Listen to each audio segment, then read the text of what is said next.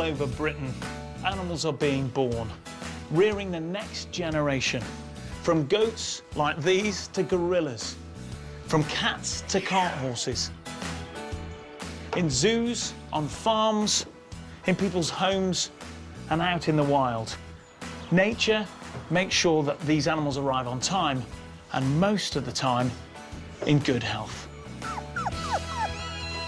We'll be there to witness the trials and tribulations, because as a working vet, I know that not everything goes to plan.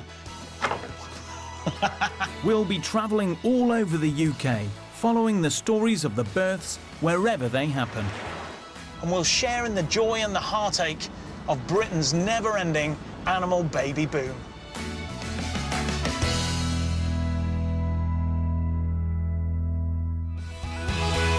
Coming up, we meet some incredibly endangered British wildcat kittens.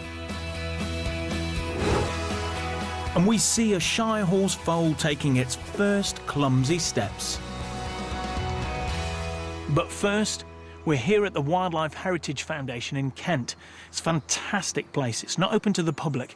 It's actually a breeding centre for endangered big cats, and some of the residents here are fantastic. Look at these big soppy fellas here. Not all of them are cute and cuddly like this. Some of them are terrifying. As well as lions, the centre is home to many other endangered cats. Panthers, leopards, servals, palace cats. And this magnificent Amur tiger called Ronger.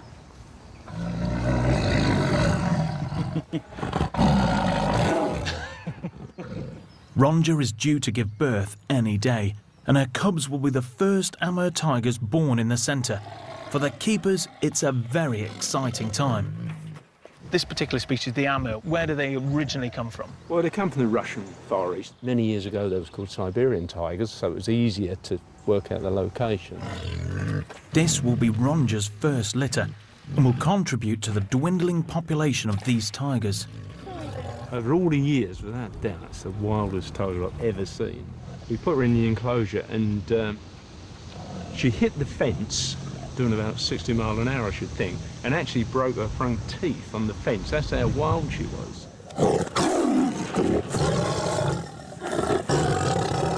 Ronger was mated with a male called Pan, who came from a zoo in Sweden. Come on. Come on, boy. Come on, boy. High as I can go. And this is Dad. Look at the size of him. He is truly, truly spectacular. They don't get much bigger. Look at the size of those feet. Holy smokes. Yeah, I know. It's all I can do to stay here. I know he can't get me, but holy smokes. He's going to make a lovely dad. He is a handsome devil, but it's Ronger that will be doing all the hard work. And our cameras captured the moment she went into labour. She's starting to get a little bit more distressed. She's sort of starting to get contractions. You can see she's getting more agitated, more uncomfortable. It would be best for her if she has a small litter. She'll find it easier to feed them, clean them, and kind of keep track of them, really. But she could have between 2 and 4. After 12 hours of labour, Ronger gives birth to her first cub. You can just see it emerge at the bottom left of our picture.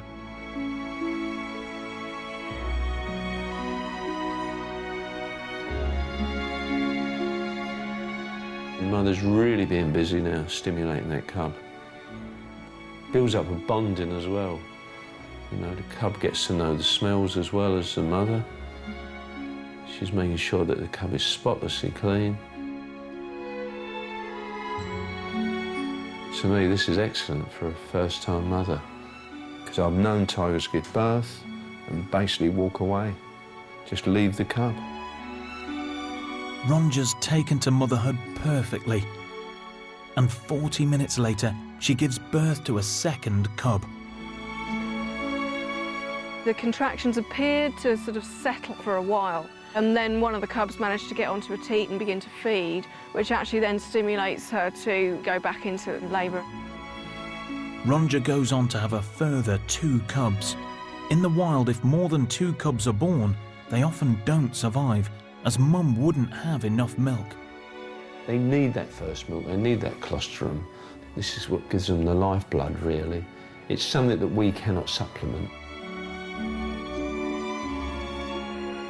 Colostrum is the first milk that a mother produces for her offspring.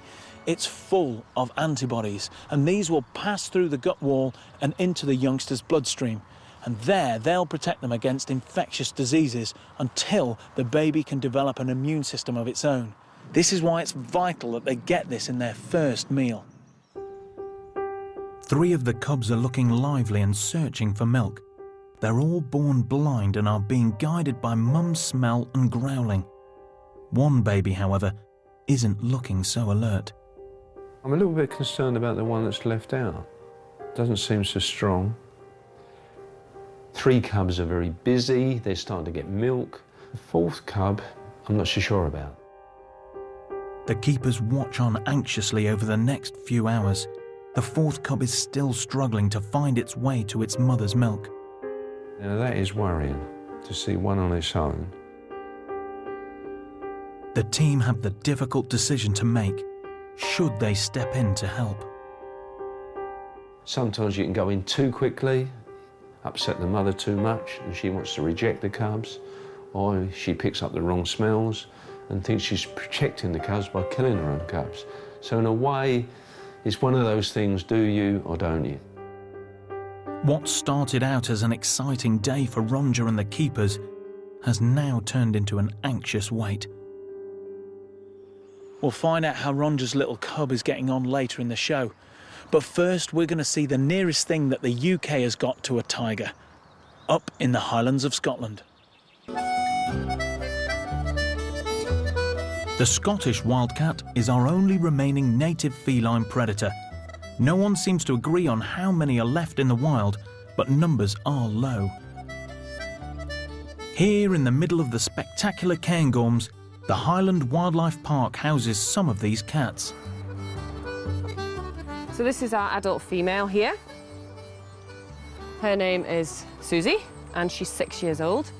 Our adult male is just up in the treetops there. He's a bit older. Hamish is 8 years old. A couple of months ago, 2 exciting new additions were born at the park.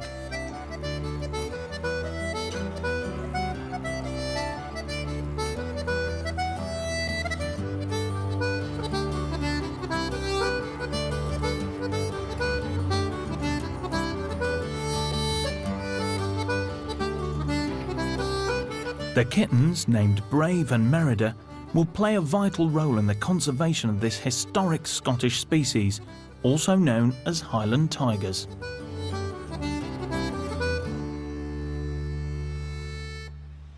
These brother and sister kittens are now 2 months old and are part of a population of only 75 Scottish wildcats held in captivity. The plan for these 2 would be that we could keep them here in one of the enclosures, or we could move them off to another collection where they could be put with an opposite male or female to possibly breed in the future.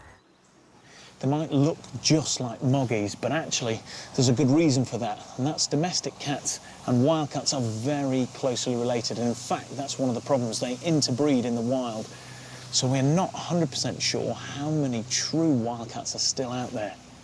If you look very closely, they've got quite fat, wide faces, broad jaws, and a very distinctive black mark right down their back, and a short, bushy tail. But otherwise, looks like my Bruce at home.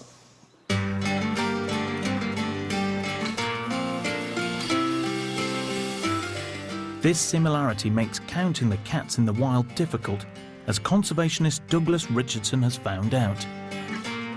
It's quite difficult to easily identify what might be a purebred cat and what might be a very good-looking crossbreed or hybrid cat. The animals are rare because in the wild they easily crossbreed with feral domestic cats, and so you end up with an extinction by dilution scenario. For the past 3 years, researchers have been using camera traps to identify where these wildcats might be living. And now a new DNA procedure will enable them to carry out genetic testing to see once and for all if purebred Scottish wildcats still exist. If the small number of 100% pure Scottish wildcats continues to crossbreed with domestic cats at the present rate, Douglas estimates the breed could be extinct as a true pure wildcat within 10 years. It's only with conservation programs to encourage pure breeding that this British tiger will survive. So, from this little wildcat to a true wildcat, Ronja. The last time we saw her, one of her 4 cubs wasn't doing so well. It's been 6 hours since Ronja gave birth to her 4th cub, and she's still struggling to get it to feed. We're watching the camera, and it did look as if, sadly, that there was certainly a problem with one of the cubs. Despite Ronja's best efforts, the cub deteriorates further, and 48 hours after it's born, it looks like it may have stopped moving altogether. Ronja the tiger has given birth to 4 cubs. 3 seem healthy, but the 4th is looking worryingly weak. The keepers decide it's finally time to step in, but they'll somehow have to draw Ronja away from her cubs. It's very difficult to make that call when to go in. You don't want to be going in there any time before a week old, but you know, we noticed a problem and we felt that we should try to do what we could. Becky tries to coax Ronja away from her cubs, but she is reluctant to leave them, especially the weakest one.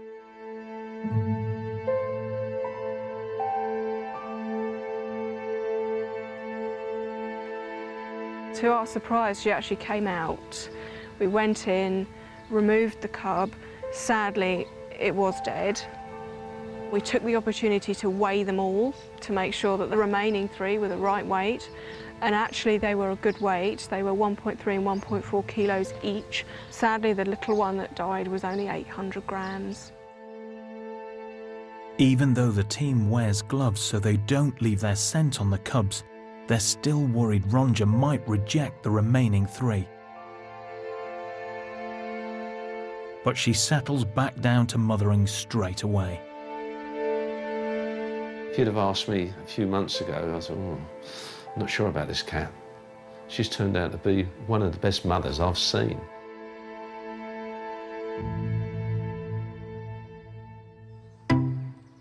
It's 3 weeks later, and Ronja's been locked outside so the cat sanctuary's vet and tiger expert, John Lewis, can get in with the cubs to give them their first health check and vaccinations.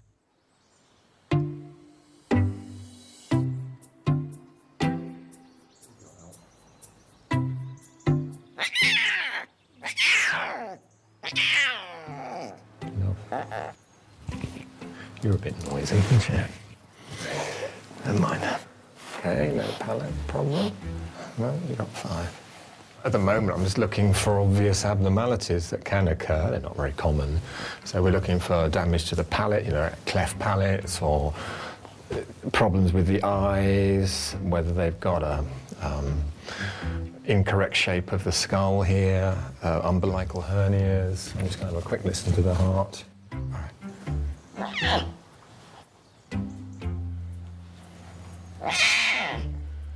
That looks right.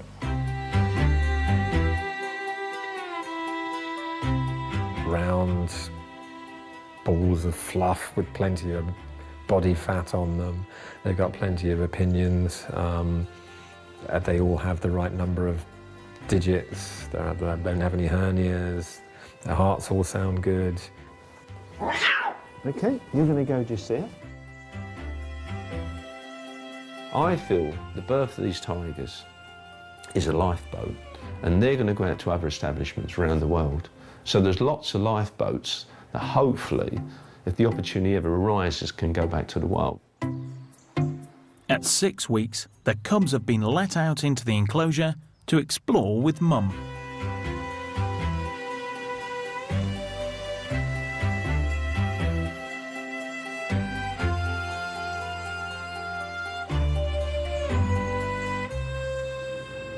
It's so good to see them now. They're just unbelievable animals. When you see the size of Mum and Dad and think that these 3 girls could easily get to the same size as their mum.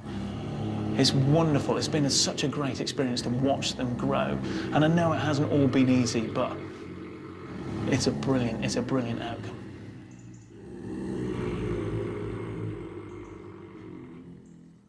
Such a shame that Ronja did lose that little cub, but rearing 4 was going to be a massive ask for her, and 3 is going to be much more manageable. Next up, we've got a real giant of a creature again, but this one is a lot more gentle. This is a country fair in Middlesex, where you'll find the sights and sounds of yesteryear, old woodcraft skills, steam engines, and heavy horses. Suffolk Punch, Clydesdales, and the legendary Shire Horse.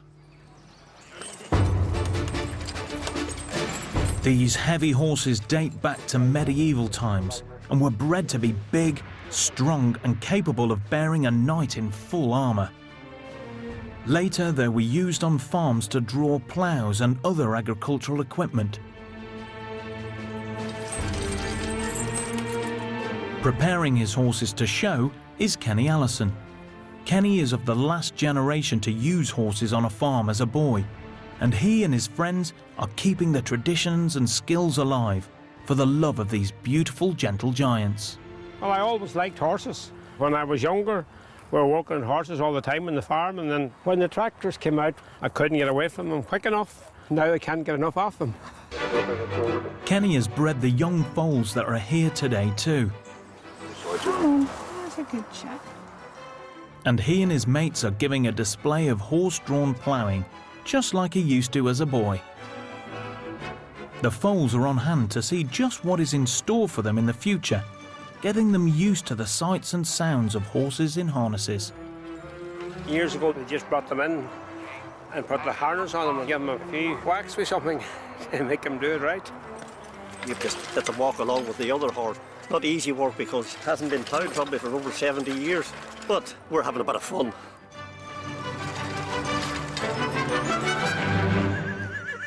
You'd think that big, magnificent beasts like the Shire horses would be kept deep in the countryside, but surprisingly, Kenny's home and stables are in North London, at Enfield, admittedly right on the edge of town, so there is plenty of space for the horses at the back of his house.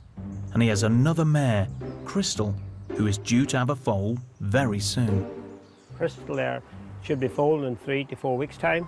It's a lovely sight, a mare having a foal and watching the foal grow up and all that.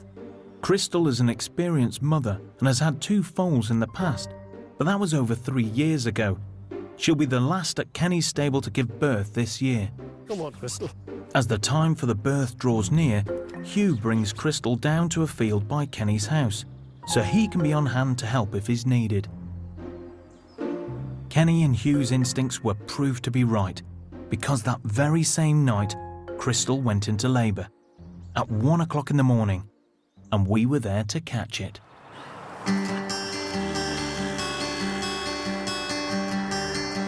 Crystal has been in labour for 2 hours now. The foal's legs appear, but she is struggling. It looks like a very big foal. Kenny goes to get his kit because he knows he's going to have to give her some help.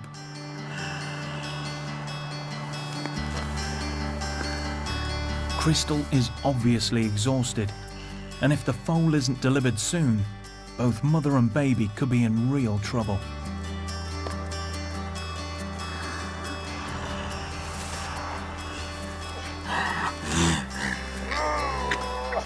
It's a real struggle. Finally, Kenny manages it, and a brand new Shire horse foal enters the world.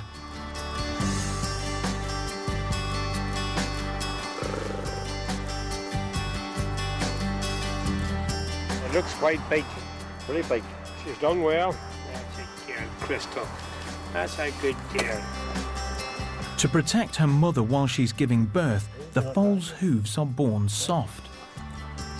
2 days, that'll be hard enough. They decide to help the foal up onto its feet for that all-important first feed of mother's milk. She's as big as a yearling. Want to have a cup of tea? Yeah. A glass of whiskey if you will. Yeah, a glass of whiskey. Wet the foal's head. Yeah. Very like to eat the foal.